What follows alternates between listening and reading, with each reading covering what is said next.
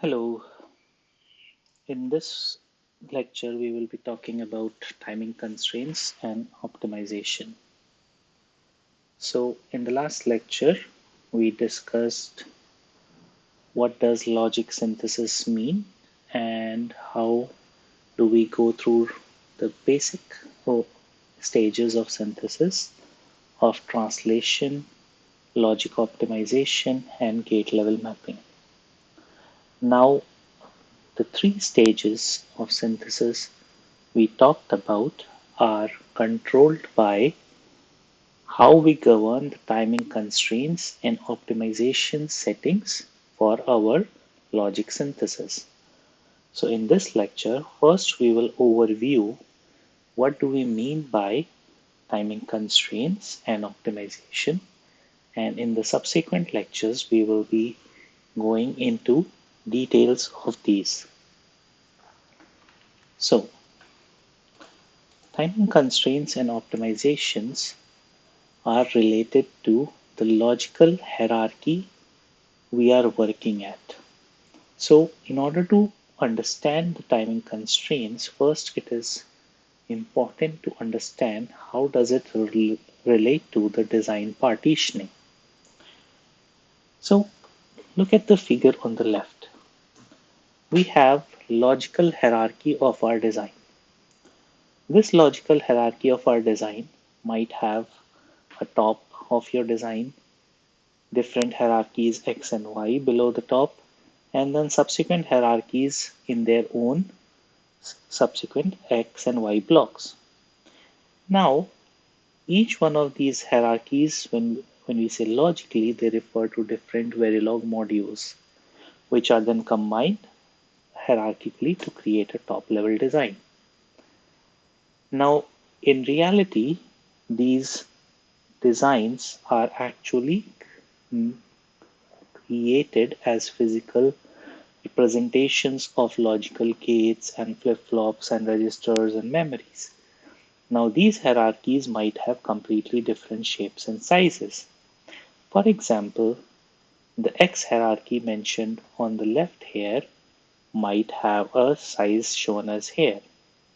But on the other side, a hierarchy one down on below Y might have a bigger shape and size than the X which was in hierarchy one above it. But it is not part of the same hierarchy, so they have different shapes and sizes associated with them. Similarly, something way down in the hierarchy might also have a big size. So your design and how you optimize and how you set timing constraints for them are heavily governed by the kind of design hierarchies you are associated with. You have to have a good understanding of both the logical hierarchies and the physical hierarchies of your design in order to provide the best timing constraints and the best optimization methods for the same. Now, let's visualize when we say constraint, what do we mean by a block? So a block in this case can be, say, a hierarchy B or a hierarchy C. One of these hierarchies, if you are assigned these. So if you are working in a company and maybe you are assigned a partition or a slice of logic of, say, 100,000 gates, and that hierarchy might be hierarchy B which you have been assigned. Now this hierarchy is given to you as a block. Now when dealing with a block, what do we mean by constraint? So when dealing with the block, there are some inputs and outputs to a block. So in our case, we have some inputs X, your clock in, and Y. Similarly, there are outputs E, clock out, and F.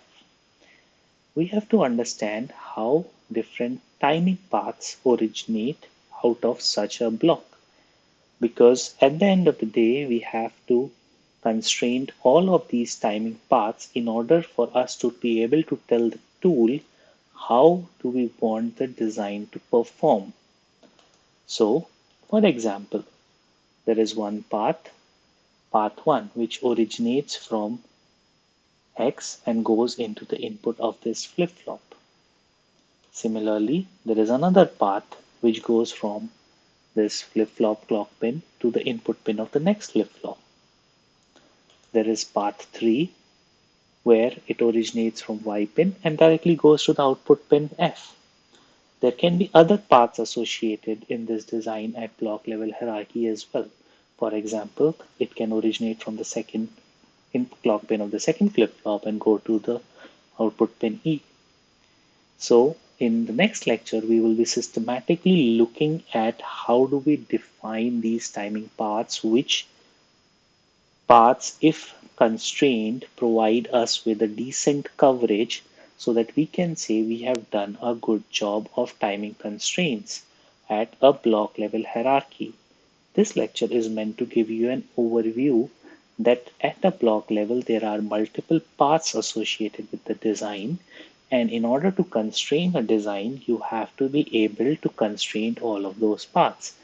And if you are able to constrain all of those paths, then the tool understands how you want different paths to be optimized in your design. So for example, if there is a logic in this path 2, how much timing area and power should the tool aim for is governed by how you constrain the path 2 for the design at the block level.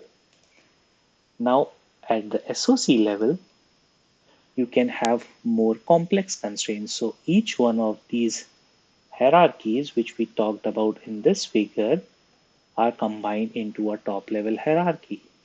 Now at the SOC level, we have to have a way better understanding of the physical hierarchies as well. We need to have an understanding of physical hierarchies at the block level, and that goes more into a physical synthesis aspects, if that your physical shape of your block governs the actual synthesis and the optimizations associated with it. This will be discussed in physical synthesis in the later lecture in the next course. From the SOC perspective, you need to have a way better understanding of physical hierarchies as well, because they govern how you set the constraints for the design. For example, as an SOC level constraint, you might have, or as an SOC level, you might have multiple digital blocks in your design. You might have memories in your design. You might have analog blocks in your design. Now, different digital blocks might be operating in different clock domains. You need to have an understanding of how do you define a clock signal and how do you deal with the designs where at an SOC level when there are multiple clocks associated with the design. How do you constrain the design? Some parts of these are captured in this course, and some complex constraints are then further captured into the next course. Now, your designs, your digital inputs might be asynchronous to your clocks.